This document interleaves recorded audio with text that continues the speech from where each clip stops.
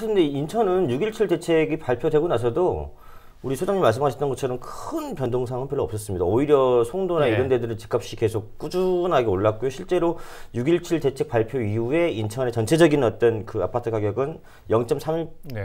올랐습니다. 올랐고 그 이후에도 어느 정도냐면은 이제 이쪽으로 몰리니까 서울에 있던 규제가 강화되고 인천으로 몰리다 보니까 주안 3지구 같은 경우에는 평당 1,800만 원.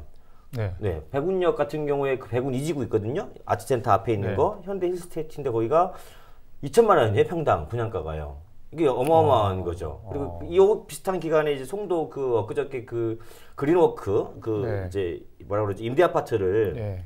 일반 분양 전환했는데 평당 대략 한 2,300만 원 안팎이에요. 그러니까 송도가 2,300, 주안이 거기 약간 교통편이 안 좋은 데가 1,800, 백운역은 좀 교통편이 좀 좋지 않습니까? 여기는 평당 2,000. 이런 정도로 계속 꾸준하게 이 정도 유지하고 있습니다, 인천은. 인천은 뭐 어쨌거나 통계상으로는 오르는 걸로 나오긴 나옵니다. 이게 오른 지역이 있고 별로 안 오른 지역을 나눌 수 있지만 그러니까 한마디로 좀 더 하자면 사실은 인천은 좀 엄밀히 보면은 좀 저평가되어 있는 부분도 있는 거죠, 자산 가치가.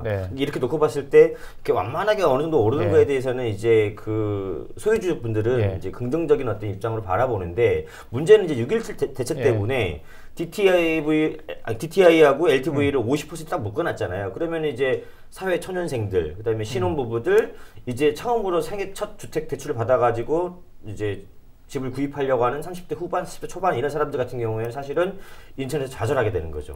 그 6.17 부동산 대책이 발표된 이후에요. 경인 지역, 또 경기도 같은 경우는 매매가격 변동률이 그 발표한 직후에 조사를 해봤어요. 그랬는데 한국감정원 그 자료에 따르면은 경기도 같은 경우는 0.37%, 39%네요. 그리고 인천 같은 경우는 0.34%가 올랐습니다.